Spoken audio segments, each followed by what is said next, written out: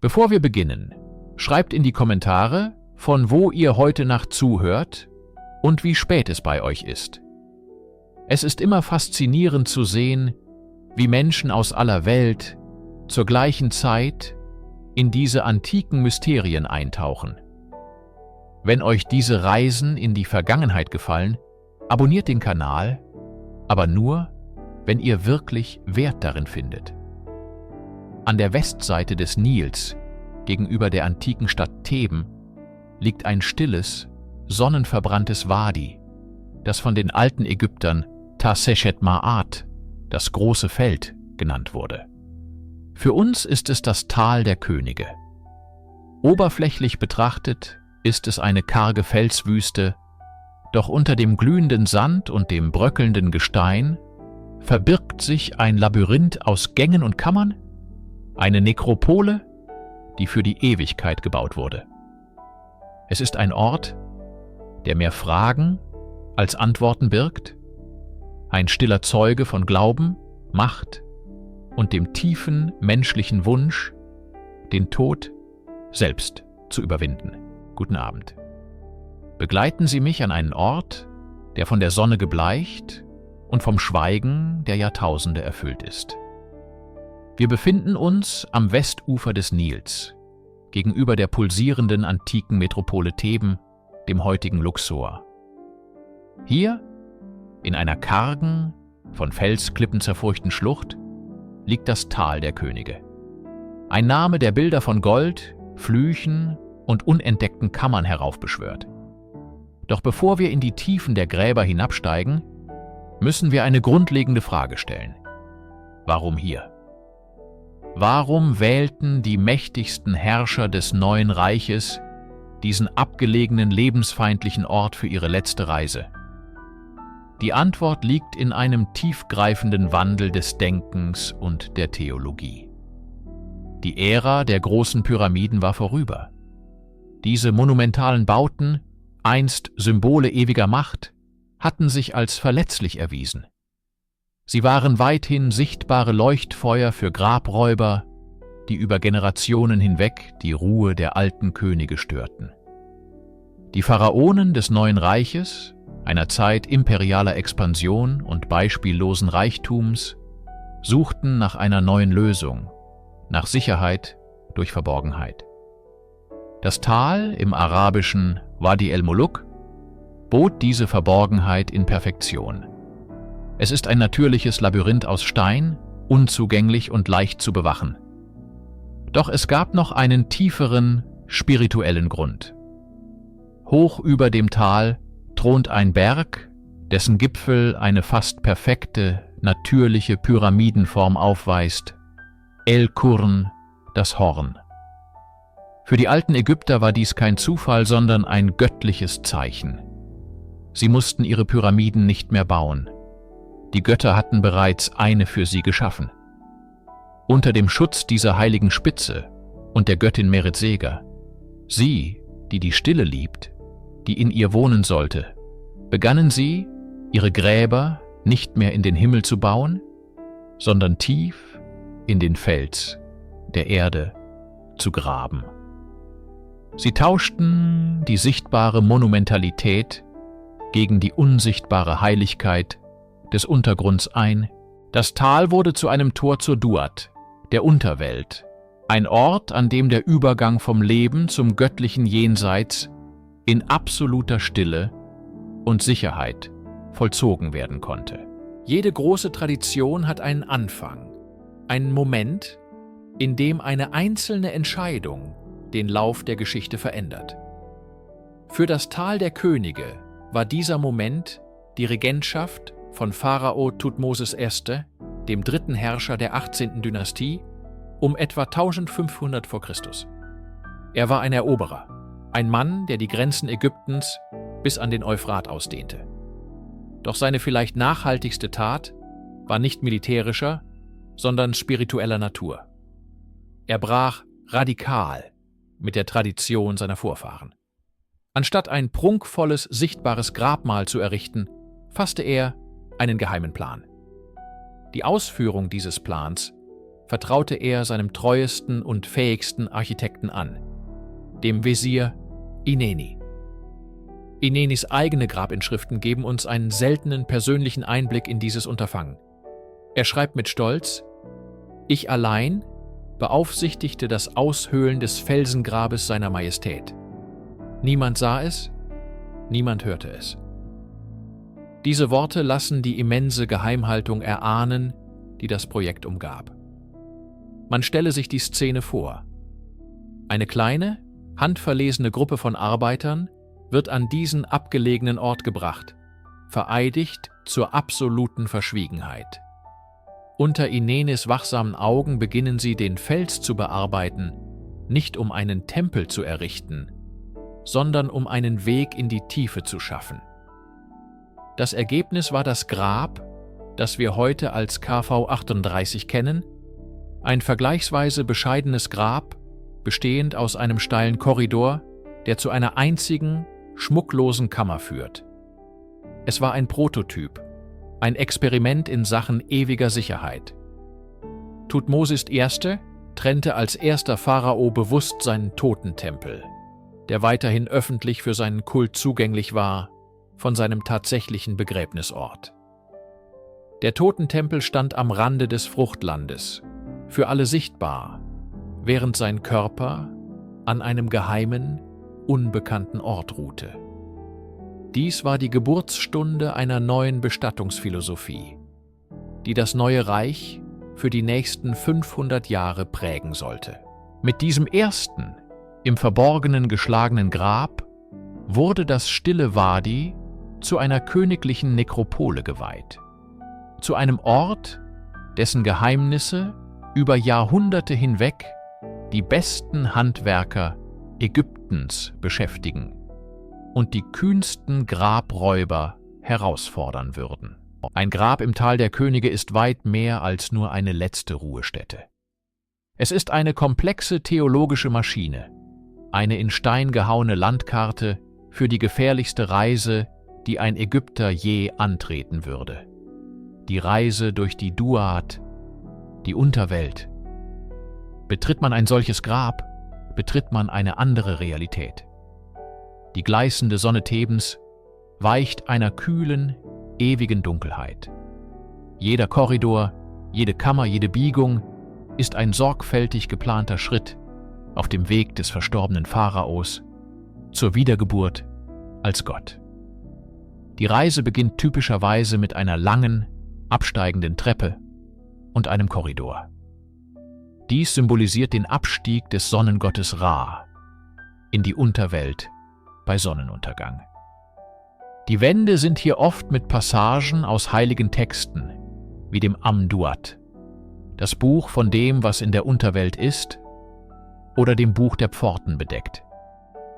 Diese Texte sind keine Gebete, sondern illustrierte Reiseführer. Sie beschreiben die 12 Stunden der Nacht, die der Pharao, nun eins mit Ra, durchreisen muss. Jede Stunde birgt Dämonen, Prüfungen und Hindernisse, aber auch das Wissen, wie man sie überwindet. Die Korridore führen oft zu einem tiefen Schacht, dem sogenannten Brunnenschacht. Praktisch diente er dazu, bei seltenen Sturzfluten Wasser abzuleiten und Grabräuber zu täuschen.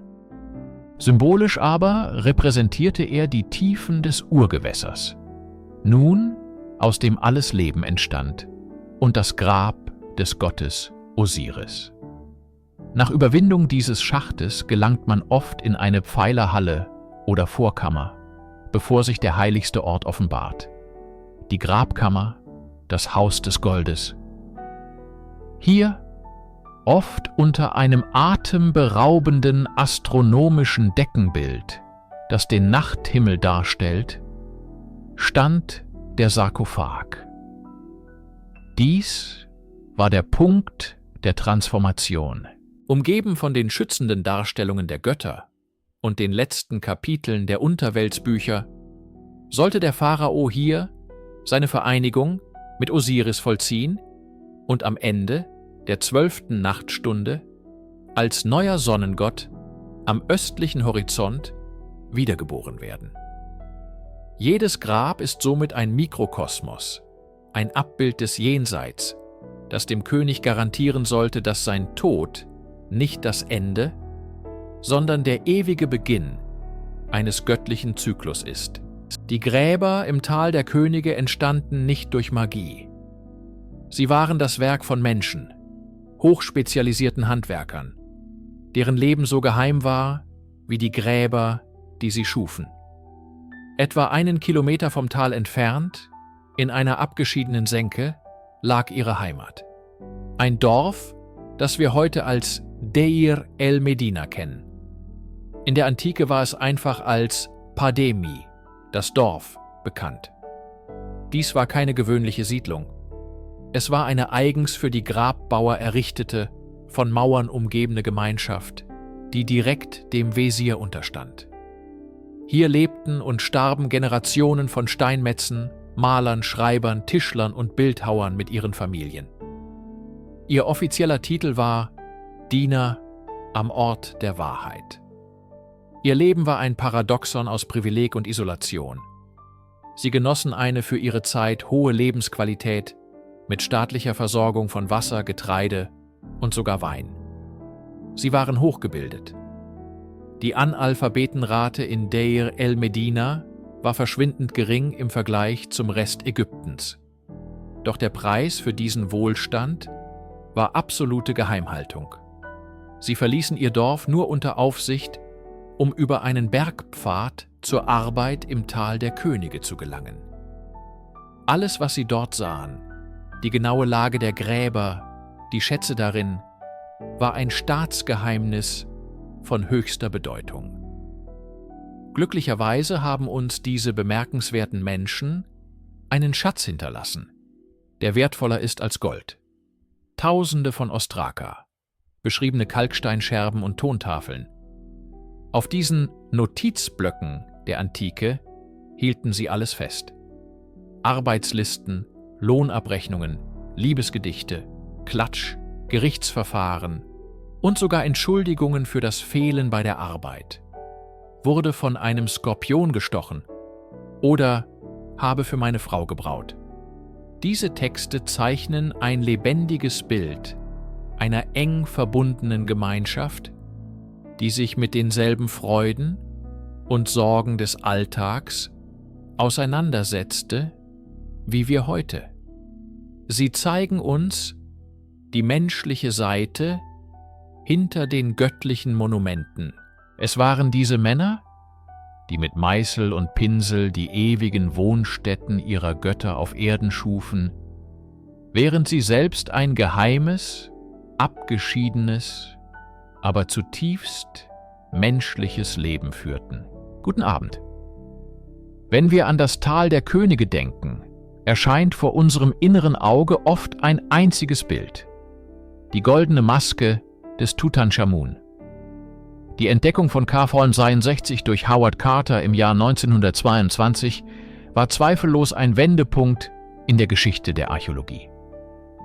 Doch der wahre Wert dieses Fundes liegt nicht allein im schieren Reichtum der über 5000 Objekte.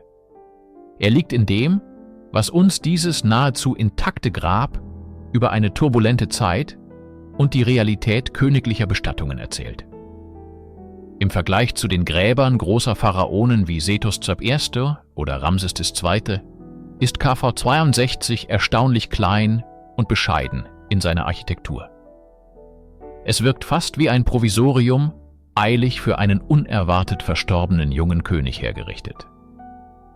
Viele der Grabbeigaben scheinen nicht ursprünglich für Tutanchamun angefertigt worden zu sein. Kanopenkrüge tragen Spuren, die auf eine andere Person hindeuten, möglicherweise eine seiner Halbschwestern. Selbst die berühmte goldene Maske zeigt Anzeichen einer Überarbeitung. Dies sind keine Zeichen von Nachlässigkeit, sondern stumme Zeugen des politischen Klimas. Nach der religiösen Revolution seines Vaters Echnaton war das Land im Umbruch. Die Rückkehr zur alten Ordnung unter Tutanchamun war ein fragiler Prozess. Seine Bestattung musste schnell, aber dennoch königlich erfolgen. Man nahm, was verfügbar war, und passte es an. Die Unordnung, die Carter vorfand, war nicht nur das Werk antiker Grabräuber, die kurz nach der Versiegelung zweimal eindrangen. Sie spiegelt auch die Eile der Bestattung wider. Die Kammern sind vollgestopft mit zerlegten Streitwagen, kunstvollen Liegen, Schreinen und persönlichen Gegenständen. Es ist ein intimer, fast chaotischer Einblick in das, was ein Pharao für seine Reise ins Jenseits benötigte. Khafaus 69 ist kein Monument imperialer Macht, sondern ein historisches Dokument von unschätzbarem Wert. Es friert einen Moment des Übergangs ein, das Ende der Amarna-Zeit und den Beginn der Wiederherstellung. Das Gold blendet, aber die wahren Schätze sind die Geschichten, die die Objekte erzählen. Von Wiederverwendung, Eile und dem verzweifelten Versuch, die kosmische Ordnung nach Jahren des Chaos wiederherzustellen. Nur wenige Schritte von der berühmten Treppe zu Tutanchamuns Grab entfernt liegt ein weiteres, weitaus rätselhafteres Grab, KV 55. Es ist kein prunkvolles Monument, sondern eine einfache, undekorierte Kammer, die bei ihrer Entdeckung 1907 eine Szene der Verwirrung und des gezielten Vandalismus offenbarte. KV 55 ist vielleicht das eindringlichste archäologische Zeugnis für die erbitterten Nachwirkungen von Echnatons religiöser Revolution. In der feuchten, unfertigen Kammer fand der Entdecker Theodore Davis einen einzelnen, stark beschädigten Sarkophag. Die Vergoldung war teilweise abgekratzt und entscheidend war, dass die Kartuschen, die den Namen des Besitzers enthalten sollten, brutal herausgemeißelt worden waren. Ein Akt der Damnatio Memoriae, der Verdammung des Andenkens. Im Inneren lag ein Skelett, dessen Identität bis heute Gegenstand intensiver wissenschaftlicher Debatten ist. Handelt es sich um den Ketzer-Pharao Echnaton selbst, hierher umgebettet, um sein Andenken auszulöschen? Oder vielleicht um seinen kurzlebigen Nachfolger Smenkhkare? Die Grabbeigaben verstärken das Mysterium nur noch. Man fand Kanopenkrüge, die für Echnatons Nebenfrau Kia bestimmt waren, und einen Satz magischer Ziegel, die den Namen Echnatons trugen. Daneben standen Schreine, die für seine Mutter, Königin Teye, errichtet worden waren. Es ist ein seltsames Sammelsurium von Objekten, die mit verschiedenen Schlüsselfiguren der Amarna-Zeit in Verbindung stehen, alle zusammen in einem anonymen Grab deponiert. Es scheint, als hätten die Nachfolger Tutanchamuns versucht, alle Spuren der verhassten Aton-Anbetung an einem Ort zu sammeln und zu versiegeln, eine Art Entsorgung der Häresie aus dem königlichen Tal. Genetische Untersuchungen in den letzten Jahren deuten stark darauf hin, dass die Person in KV 55 der Vater von Tutanchamun war, was die Identifizierung als Echnaton sehr wahrscheinlich macht. Doch die Debatte ist nicht abgeschlossen. KV 55 bleibt ein stiller, aber eindringlicher Tatort der Geschichte. Es erzählt nicht von der glorreichen Reise ins Jenseits, sondern von Rache, von dem Versuch, einen Namen und eine revolutionäre Idee aus dem kollektiven Gedächtnis Ägyptens zu tilgen. Es ist ein Grab, dessen Geheimnis nicht im Gold, sondern in der Auslöschung liegt. Lange bevor Tutanchamun oder Sethos-Erchkester ihre Gräber erhielten, wurde tief im Fels des Tals ein Grab von einzigartiger Ambition geschlagen. KV 20, das ursprüngliche Grab der großen Pharaonin Hatschepsut. Dieses Grab ist eines der ältesten, wenn nicht das älteste im Tal, und seine ungewöhnliche Form erzählt die Geschichte einer Frau, die es wagte, alle Konventionen zu brechen und als vollwertiger König über Ägypten zu herrschen. Im Gegensatz zu den späteren, geradlinigen Gräbern windet sich KV 20 in einer langen, im Uhrzeigersinn verlaufenden Kurve über 200 Meter tief in den Berg. Der Grund für diese seltsame Form ist faszinierend. Hatschepsut beabsichtigte, ihre letzte Ruhestätte direkt mit der ihres Vaters, Thutmosis Mrcha, zu verbinden, dessen Grab sie ebenfalls in Auftrag gegeben hatte. Es war ein architektonischer Ausdruck ihrer politischen Legitimation. Sie präsentierte sich nicht nur als seine Tochter, sondern als seine rechtmäßige Erbin und ebenbürtige Nachfolgerin. Letztendlich ließ sie den Sarkophag ihres Vaters sogar in ihr eigenes Grab bringen, um für immer an seiner Seite zu ruhen. Die Entdeckung des Grabes durch Howard Carter im Jahr 1903, lange vor seinem Tutanchamun-Triumph, war mühsam. Die Gänge waren mit Schutt gefüllt und die Dekorationen waren durch Wasser und Zeit weitgehend zerstört. Doch was er fand, war von immenser historischer Bedeutung. 2 Sarkophage, einen für Hatschepsut und einen für ihren Vater, sowie ihre leeren Kanopenkrüge. Die Mumien selbst waren verschwunden. Jahrzehntelang galt Hatschepsuts Leichnam als verloren. Erst 2007 konnte durch eine brillante wissenschaftliche Detektivarbeit eine von 2 anonymen weiblichen Mumien aus einem anderen Grab, KV 60, durch einen einzelnen, im Grab gefundenen Zahn als die große Pharaonin identifiziert werden. KV 20 ist somit mehr als nur ein Grab. Es ist ein Statement aus Stein. Es zeugt vom Ehrgeiz einer der mächtigsten Frauen der Antike und von den posthumen Versuchen ihrer Nachfolger, ihr Andenken zu schmälern. Ihr Stiefsohn und Nachfolger, Thutmosis III., ließ ihren Vater später in ein neues Grab umbetten und begann, Hatschepsuts Namen aus den Monumenten zu entfernen. Doch ihr erstes, monumentales Grab im Tal der Könige bleibt ein unauslöschliches Zeugnis ihres Anspruchs. Eine Königin, die es wagte, sich ihren Platz unter den größten Königen zu sichern. Treten wir nun aus den Schatten der politischen Intrigen in ein Reich der reinen Kunst und Theologie. Das Grab von Sethos Emse, KV 17, oft einfach als Belzonis Grab, nach seinem Entdecker Giovanni Belzoni im Jahr 1817 benannt, ist für viele das absolute Meisterwerk im Tal der Könige. Es ist keine eilig hergerichtete Ruhestätte, sondern eine sorgfältig geplante und meisterhaft ausgeführte Jenseitsmaschine.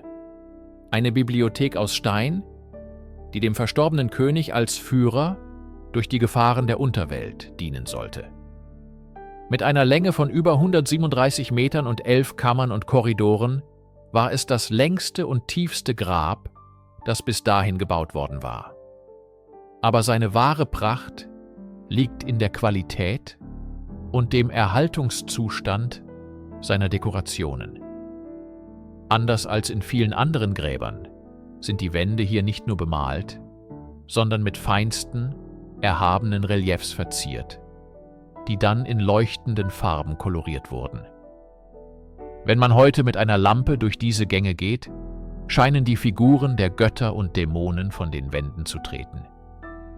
Die Farben sind nach über 3000 Jahren noch so frisch, als wären sie gestern aufgetragen worden.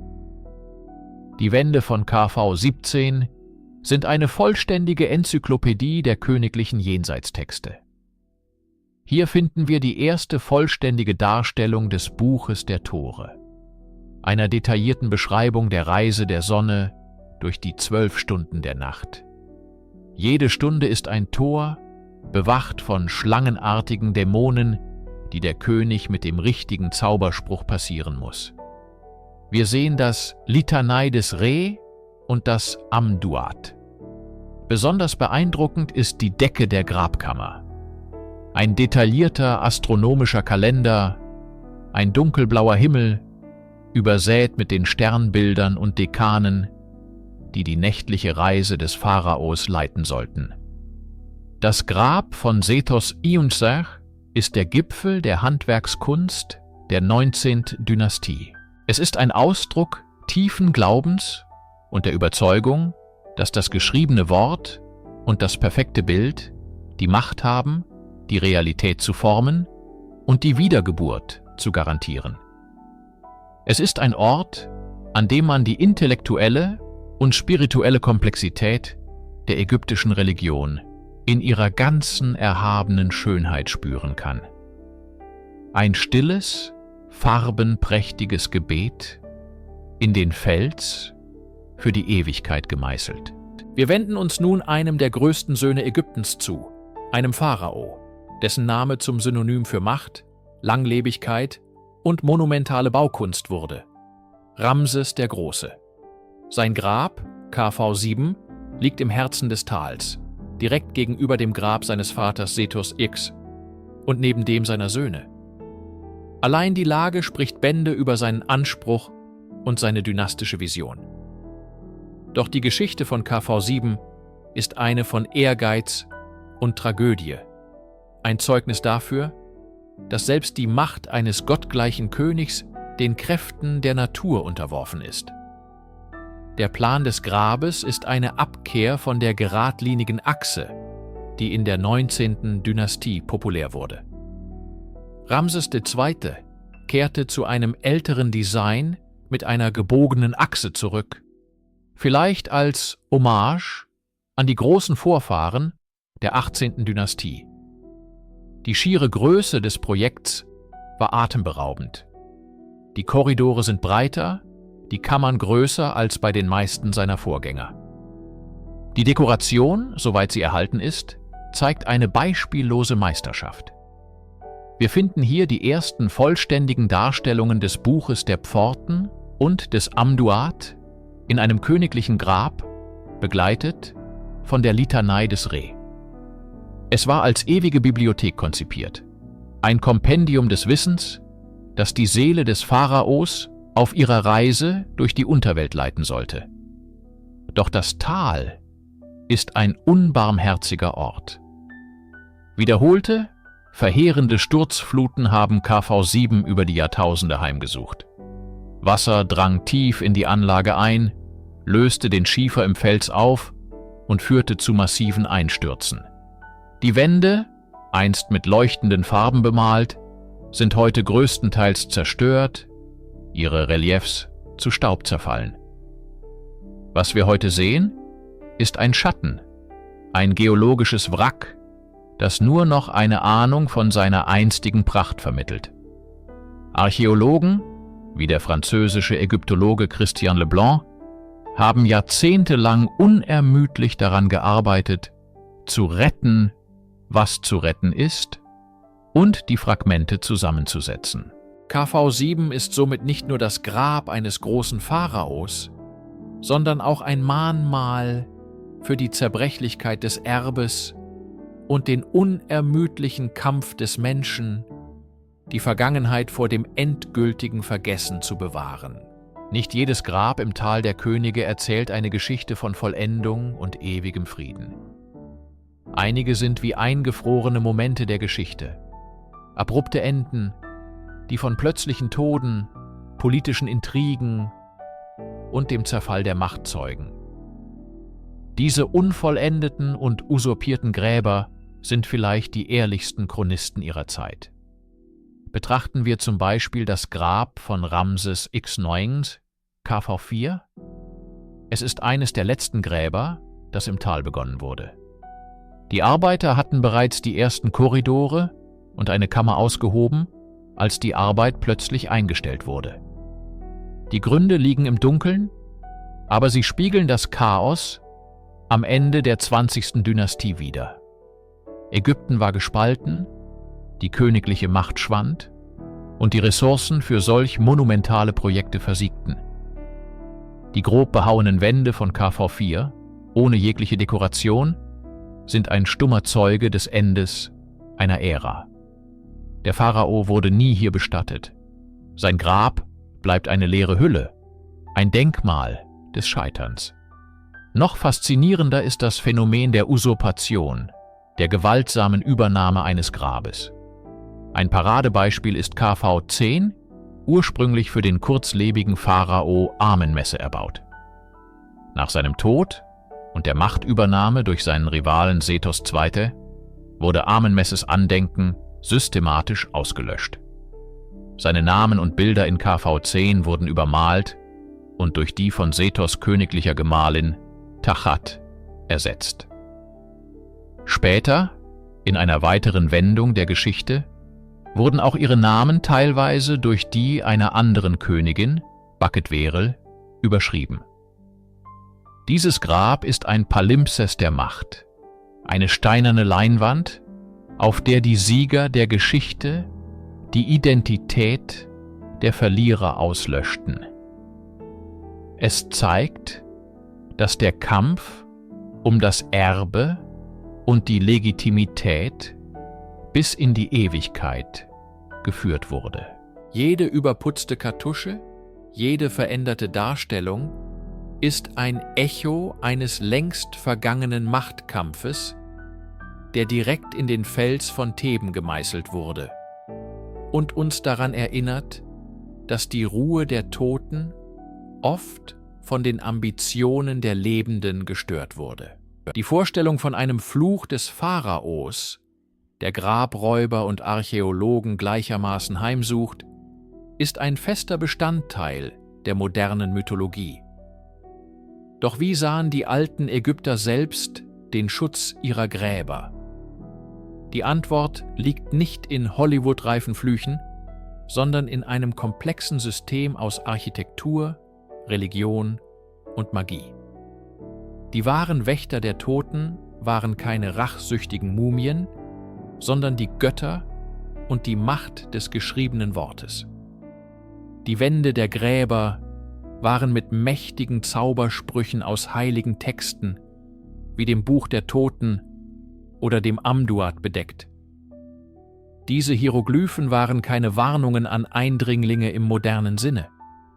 Vielmehr waren sie dazu gedacht, die Seele des Verstorbenen zu schützen und ihr den Weg durch die Gefahren der Unterwelt zu weisen.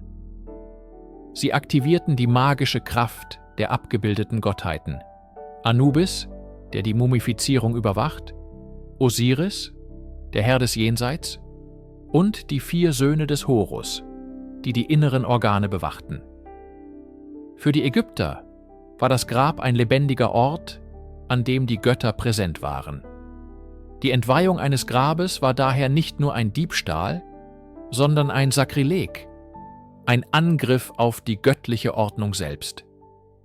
Architektonische Merkmale dienten ebenfalls dem Schutz, wenn auch oft vergeblich. Versteckte Kammern, zugemauerte Gänge und tiefe Schächte sollten den Weg zum Sarkophag erschweren. Doch diese physischen Barrieren erwiesen sich als wenig wirksam gegen entschlossene Räuber, die oft über Insiderwissen verfügten. Und der moderne Fluch? Er ist größtenteils eine Erfindung der Presse des frühen 20. Jahrhunderts nach der Entdeckung von Tutanchamuns Grab. Die mysteriösen Todesfälle im Umfeld der Ausgrabung lassen sich heute plausibler durch natürliche Ursachen erklären. In versiegelten Gräbern können sich über Jahrtausende gefährliche Schimmelpilzsporen oder Bakterien entwickeln, die bei Personen mit geschwächtem Immunsystem schwere Krankheiten auslösen können. Die wahre Magie der Gräber liegt also nicht in einem übernatürlichen Fluch, sondern in der tiefen spirituellen Überzeugung eines Volkes, das glaubte, durch Rituale und heilige Texte eine Brücke zwischen der Welt der Lebenden und dem Reich der Götter bauen zu können. Während magische Sprüche die spirituelle Verteidigungslinie bildeten, war die Realität im Tal weitaus profaner und brutaler. Die größte Bedrohung für die Totenruhe kam nicht von Dämonen, sondern von Menschen.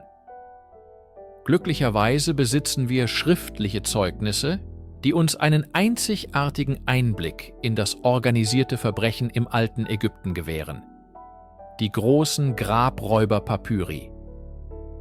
Diese Dokumente, insbesondere der Papyrus Ebbot und der Papyrus Leopold II. Amherst, stammen aus der Regierungszeit von Ramses IX gegen Ende des Neuen Reiches. Sie sind im Wesentlichen Gerichtsprotokolle, die eine Reihe von Untersuchungen zu massiven Grabplünderungen in der thebanischen Nekropole aufzeichnen. Die Lektüre dieser Papyri fühlt sich an, als würde man über die Schulter eines antiken Ermittlers blicken. Sie enthüllen ein komplexes Netzwerk aus Räubern, Hehlern und korrupten Beamten. Die Diebe waren keine einfachen Vandalen.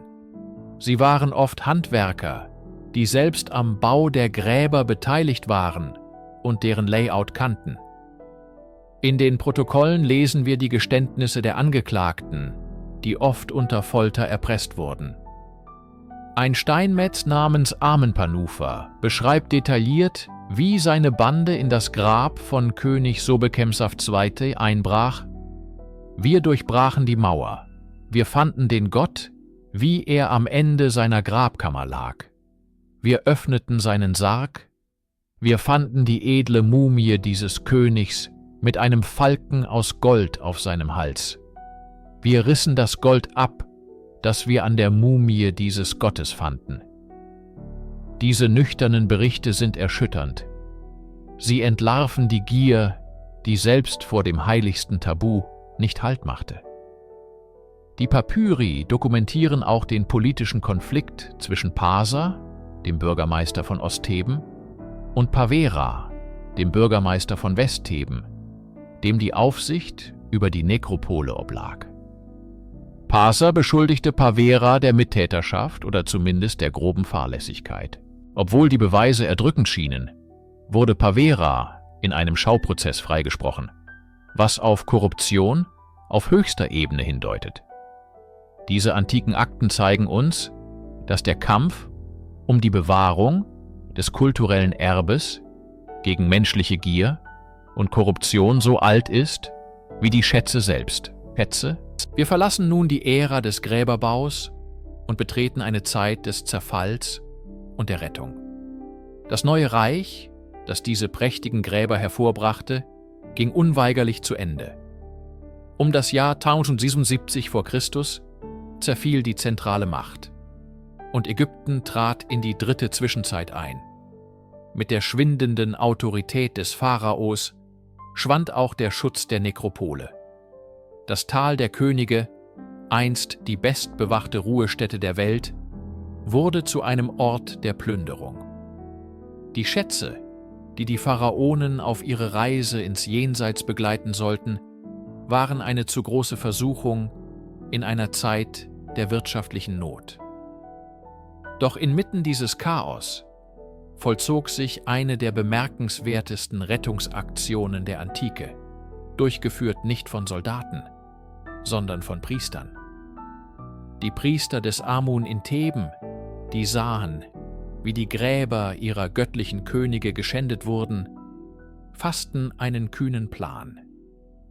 Unter dem Schutz der Dunkelheit begannen sie eine systematische Operation.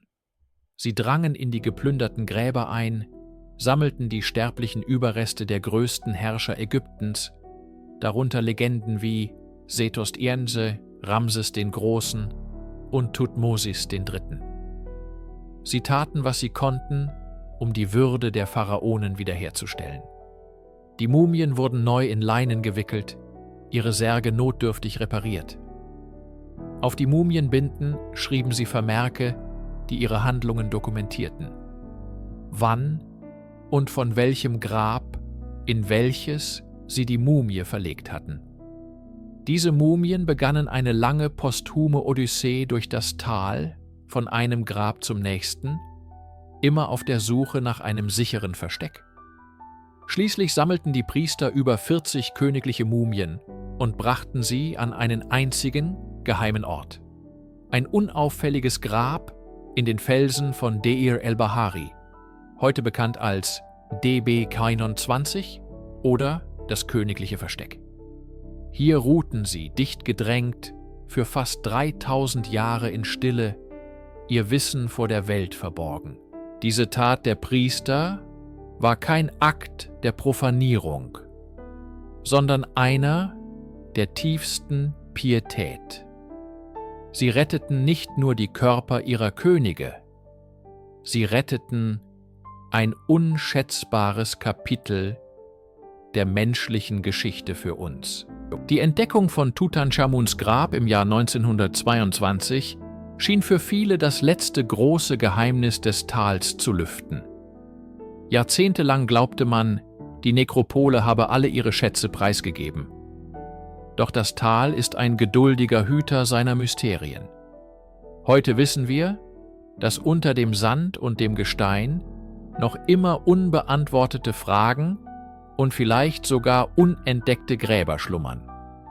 Die Methoden der Suche haben sich jedoch grundlegend gewandelt. Die Ära der Spitzhacke und des Dynamits ist vorbei.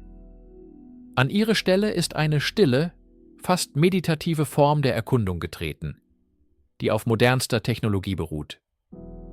Die Archäologen von heute lauschen dem Fels, anstatt ihn aufzubrechen.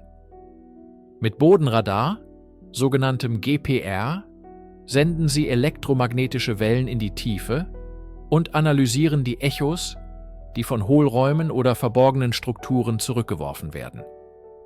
Sie erstellen dreidimensionale Karten des Untergrunds, ohne einen einzigen Stein zu bewegen. Magnetometer messen winzige Anomalien im Erdmagnetfeld, die auf von Menschen geschaffene Strukturen wie zugeschüttete Schächte oder Kammern hinweisen können. Satellitenbilder, die in verschiedenen Spektren des Lichts aufgenommen werden, enthüllen subtile Veränderungen in der Bodenbeschaffenheit, die mit bloßem Auge unsichtbar sind. Diese Technologien ermöglichen es den Forschern, das Tal als ein zusammenhängendes, komplexes System zu betrachten. Sie suchen nicht mehr nur nach Eingängen, sondern nach Mustern, nach Anomalien, nach den geologischen Narben, die der Bau eines Grabes hinterlassen hat. Projekte wie das Theban Mapping Project haben das gesamte Tal digital kartiert und ein beispielloses Verständnis seiner Topographie geschaffen. Die Suche nach den letzten verlorenen Gräbern, wie dem der Nefertiti oder der Ankhesenamun, ist zu einer digitalen Detektivarbeit geworden. Es ist eine langsame, methodische Jagd nach den Geistern der Vergangenheit, bei der Geduld und Datenanalyse die wichtigsten Werkzeuge sind. Jedes Terabyte an gesammelten Daten ist ein Schritt näher an der Lösung der letzten Rätsel, die das Tal der Könige noch für sich behält. Das gleißende Licht der Pharaonengräber wirft oft einen langen Schatten, in dem andere ebenso faszinierende Aspekte der thebanischen Nekropole verborgen bleiben. Denn nicht nur gottgleiche Könige fanden hier ihre letzte Ruhe. In den umliegenden Hügeln, in einem Gebiet, das wir heute als das Tal der Noblen kennen, liegt eine andere Welt, die darauf wartet, entdeckt zu werden. Hier wurden die Männer und Frauen bestattet, die das Räderwerk des ägyptischen Staates am Laufen hielten. Wesire, Priester, Architekten, Schreiber und Generäle. Ihre Gräber unterscheiden sich fundamental von denen der Pharaonen. Während die königlichen Gräber als Maschinen für die Ewigkeit konzipiert waren, gefüllt mit Göttern, Dämonen und Zaubersprüchen aus dem Buch der Toten, sind die Gräber der noblen Fenster in das pulsierende Leben am Nil. Betritt man eines dieser Gräber, wie das des Senefer, des Bürgermeisters von Theben, so findet man sich nicht in einer düsteren Unterwelt wieder, sondern unter einer Decke, die bemalt ist wie eine Weinlaube voller reifer Trauben. Die Wände zeigen keine abstrakten Jenseitsreisen, sondern Szenen von üppigen Banketten, von der Jagd in den Papyrussümpfen, von der landwirtschaftlichen Inspektion und von zärtlichen familiären Momenten. Diese Malereien sind von einer Lebendigkeit und einem Detailreichtum, der uns einen unvergleichlichen Einblick in den Alltag der ägyptischen Elite gewährt. Wir sehen die Mode, die Frisuren, die Musikinstrumente und die Speisen. Wir sehen die Freude und die Sorgen, die Hoffnungen und die Pflichten dieser Menschen. Die Gräber der Noblen sind keine reinen Jenseitswohnungen. Sie sind biografische Denkmäler. Sie erzählen die Geschichte eines erfolgreichen Lebens und drücken die Hoffnung aus, dieses ideale Dasein in der Ewigkeit fortsetzen zu können. Sie sind die menschliche Ergänzung zur göttlichen Erzählung der Königsgräber und erinnern uns daran, dass die ägyptische Zivilisation nicht nur aus Pharaonen, sondern aus unzähligen talentierten und engagierten Individuen bestand, die ihr Reich geformt haben. In der grandiosen Symphonie des Tals der Könige gibt es einige leise, fast überhörte Töne, die jedoch von einem tiefen Mysterium künden. Abseits der monumentalen Korridore der Pharaonengräber existieren unscheinbare Gruben, die eine ganz andere Geschichte erzählen. Wir sprechen von den Gräbern KV 50, KV 50 und KV 52. Diese sind keine Gräber im herkömmlichen Sinne, sondern einfache, undekorierte Schachtgräber, die bei ihrer Entdeckung Anfang des 20. Jahrhunderts eine seltsame Fracht enthielten: die sorgfältig mumifizierten Körper von Tieren. In diesen Gruben fanden Archäologen einen Pavian, einen Hund, 3 Affen, einen Ibis und Enten. Sie waren nicht einfach nur beerdigt, sondern nach allen Regeln der Kunst mumifiziert und in kleinen Särgen oder Kisten beigesetzt worden, einige sogar mit eigenen kleinen Grabbeigaben wie Feigen und Schalen. Diese Entdeckung wirft eine faszinierende Frage auf. Was machen heilige oder geliebte Tiere in der exklusivsten Nekropole der Pharaonen? Die Interpretationen sind vielfältig und keine ist endgültig bewiesen. Eine Theorie besagt, dass es sich um die geliebten Haustiere eines Pharaos handelte, möglicherweise Amenophis II., dessen Grab sich in unmittelbarer Nähe befindet. Die Idee, seine treuen Begleiter in seiner Nähe für die Ewigkeit zu wissen, hat eine anrührende menschliche Qualität. Eine andere Hypothese sieht in den Tieren keine Individuen, sondern Symbole. Der Pavian könnte eine Manifestation des Gottes Tod sein, der Hund eine des Anubis. Ihre Bestattung im königlichen Tal könnte ein ritueller Akt gewesen sein, um die magische Schutzwirkung dieser Götter für den verstorbenen König oder das gesamte Tal zu sichern. Diese kleinen, fast vergessenen Gräber sind ein wunderbares Beispiel dafür, wie das Tal der Könige uns immer wieder überrascht.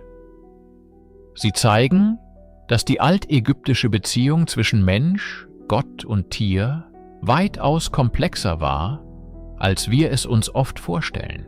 Sie sind ein leises Rätsel, das im Schatten der großen Pharaonen auf seine vollständige Deutung wartet. Wenn wir die Korridore des Tals der Könige betreten, betreten wir nicht nur Gräber, sondern Bibliotheken aus Stein. Die Wände flüstern uns Geschichten zu, nicht für die Lebenden, sondern für die Seele des verstorbenen Pharaos.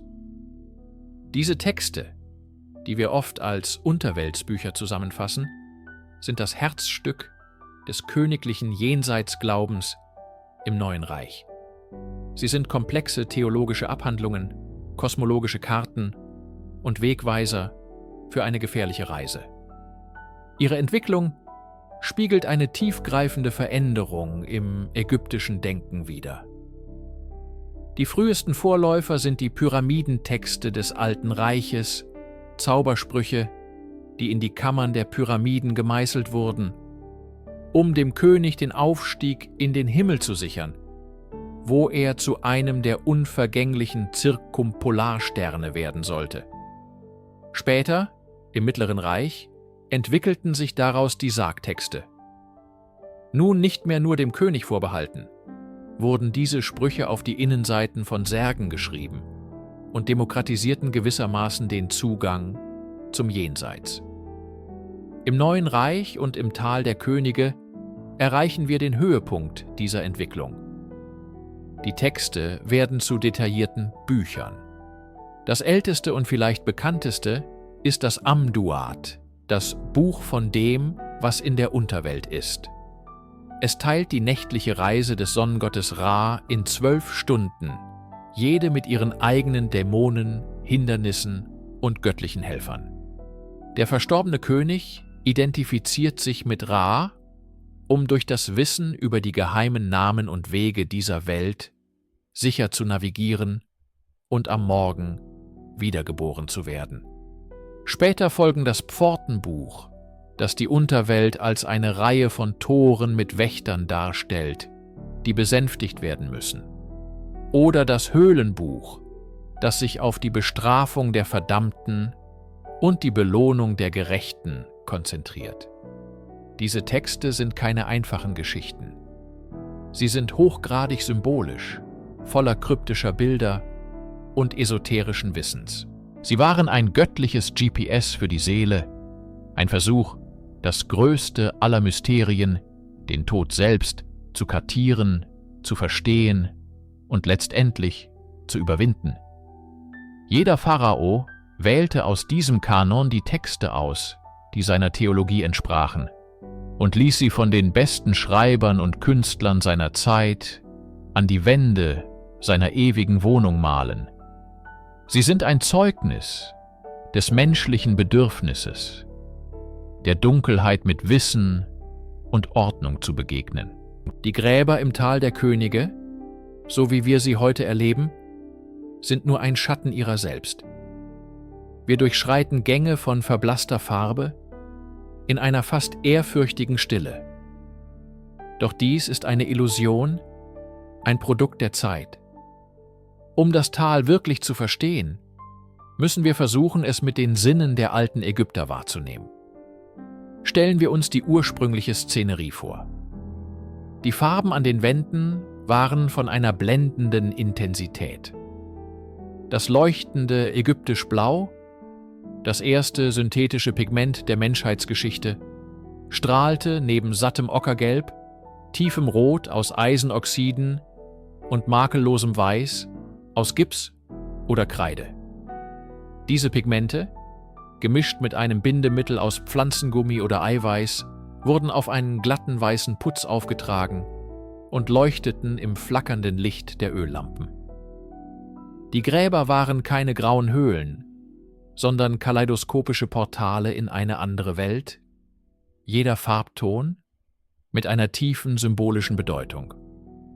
Doch es gab nicht nur Farben, es gab auch Klänge. Das Tal war während der Errichtung eines Grabes eine geschäftige Baustelle. Das rhythmische, metallische Klirren von Bronzemeißeln, die sich in den Kalkstein fraßen, hallte von den Klippen wider. Man hörte die Rufe der Vorarbeiter, das Scharren von Körben voller Gesteinsschutt, die von Arbeitern aus der Tiefe getragen wurden. Und dann, nach der Fertigstellung und dem Begräbnis, änderte sich die Klanglandschaft. Stellen Sie sich die Bestattungsprozession vor. Das Wehklagen der Klageweiber, die monotonen Gesänge der Lektorpriester, die die heiligen Texte rezitierten, das Rasseln der Sistren. Im Inneren des Grabes, während der Mundöffnungszeremonie, wurden die letzten Rituale vollzogen, um dem Verstorbenen die Sinne für das Jenseits wiederzugeben. Nach der Versiegelung kehrte eine andere Art von Stille ein. Nicht die leere Stille eines Museums, sondern eine geladene heilige Stille, erfüllt von der Präsenz des Göttlichen und der Hoffnung auf ewiges Leben. Moderne Technologien, wie die multispektrale Bildgebung, erlauben es uns heute, verblasste Pigmente wieder sichtbar zu machen und die ursprüngliche Farbpracht digital zu rekonstruieren. Diese Rekonstruktionen sind atemberaubend. Sie zeigen uns, dass die alten Ägypter nicht in einer fahlen, sandfarbenen Welt lebten, sondern in einer, die von vibrierender Farbe und tiefem, rituellen Klang erfüllt war. Ein multisensorisches Erlebnis, das darauf abzielte, die Grenzen zwischen der Welt der Lebenden und der Welt der Götter zu verwischen. Kaum ein Ort beflügelt die Fantasie so sehr wie das Tal der Könige, und wo die Fantasie blüht, wachsen oft auch Mythen und Missverständnisse. Als Historiker ist es unsere Aufgabe, die Faszination zu bewahren, aber sie auf dem festen Boden der Fakten zu verankern. Eine der hartnäckigsten Legenden ist zweifellos der Fluch der Pharaonen. Popularisiert durch die Ereignisse nach der Öffnung von Tutanchamuns Grab im Jahr 1922, nährt sich dieser Mythos von einer Reihe von Todesfällen, die mit der Expedition in Verbindung gebracht wurden, allen voran der von Lord Carnarvon. Doch bei genauerer Betrachtung löst sich der Fluch in Wohlgefallen auf. Die meisten Expeditionsteilnehmer lebten noch viele Jahre, oft bis ins hohe Alter. Howard Carter selbst starb erst 17 Jahre später. Die Todesfälle, die auftraten, lassen sich durch natürliche Ursachen erklären. Lord Carnarvon starb an einer Blutvergiftung durch einen infizierten Mückenstich, eine plausible Gefahr im Ägypten der 1920er Jahre. Die Idee eines Rachegeistes ist zwar eine fesselnde Geschichte, aber die Wissenschaft bietet eine weniger dramatische, aber wahrscheinlichere Erklärung. In jahrtausendealten, versiegelten Gräbern können sich pathogene Schimmelpilzsporen bilden, die für Menschen mit geschwächtem Immunsystem gefährlich sein können. Ein weiterer populärer Mythos ist die Beteiligung außerirdischer Technologie. Angesichts der Präzision und des monumentalen Ausmaßes der Gräber fragen sich manche, wie eine antike Zivilisation dies ohne moderne Maschinen hätte schaffen können. Die Antwort liegt nicht im Weltraum, sondern in der beeindruckenden Ingenieurskunst und dem unermüdlichen menschlichen Einsatz der Ägypter. Archäologische Funde belegen ihre Methoden. Bronzemeißel, Holzhammer, ausgeklügelte Messinstrumente und ein tiefes Verständnis für Logistik und Geologie. Die Überreste des Arbeiterdorfes Deir el-Medina geben uns detaillierte Einblicke in das Leben, die Werkzeuge und sogar die Krankheiten der Handwerker. Ihre Leistungen sind kein Beweis für außerirdische Hilfe, sondern ein Denkmal menschlicher Genialität und Ausdauer. Diese Mythen zu entkräften, schmälert die Leistung der alten Ägypter nicht. Im Gegenteil. Es befreit sie von der Herabwürdigung durch fantastische Erklärungen und gibt ihnen die Anerkennung zurück, die sie verdienen. Die Anerkennung als brillante Ingenieure, Künstler und Theologen, die mit den ihnen zur Verfügung stehenden Mitteln das scheinbar Unmögliche vollbrachten. Nachdem wir durch die Korridore der Zeit gereist sind, die Götter und Dämonen an den Wänden betrachtet und die Mythen von den Fakten getrennt haben, stehen wir am Ende unserer Reise vor einer letzten, tiefgreifenden Frage. Was bedeutet das alles für uns? Was lehrt uns das Tal der Könige über unser eigenes flüchtiges Dasein? Die Pharaonen des Neuen Reiches investierten einen unvorstellbaren Reichtum an Ressourcen, Zeit und menschlicher Anstrengung in ein einziges Ziel: die Überwindung des Todes. Ihre Gräber waren keine Denkmäler der Eitelkeit, sondern Maschinen für die Ewigkeit, entworfen, um den Fortbestand des Individuums und der kosmischen Ordnung zu sichern. Sie kämpften mit aller Macht gegen die Vergänglichkeit.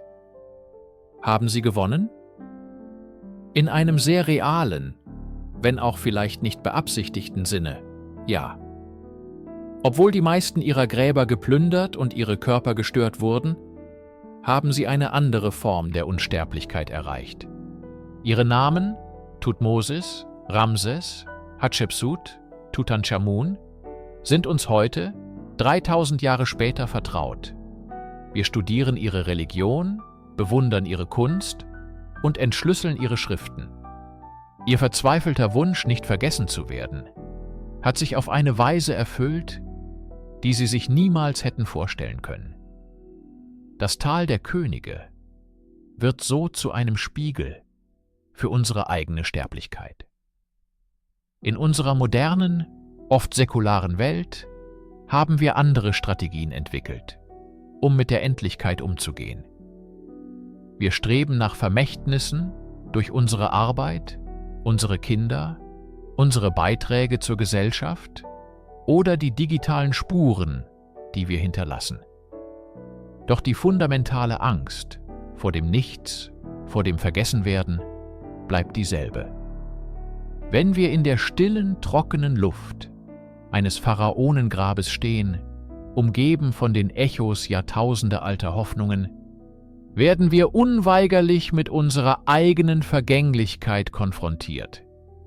Das Tal lehrt uns Demut. Es zeigt uns, dass selbst die mächtigsten Herrscher der Erde letztlich dem unaufhaltsamen Fluss der Zeit unterworfen sind. Gleichzeitig ist es aber auch ein Ort des Trostes. Es ist ein monumentales Zeugnis für die Widerstandsfähigkeit des menschlichen Geistes und unseren unerschütterlichen Drang, Bedeutung zu schaffen und über unsere kurze Lebensspanne hinaus Spuren zu hinterlassen. Die Pharaonen sind verschwunden, aber ihre Stimmen hallen in diesen heiligen Hallen wieder und erinnern uns daran, dass jede Kultur, jede Zivilisation und jeder einzelne von uns Teil einer langen, ununterbrochenen Geschichte ist, der Geschichte des menschlichen Versuchs, einen Sinn in unserer Existenz zu finden, angesichts der großen, stillen Ewigkeit.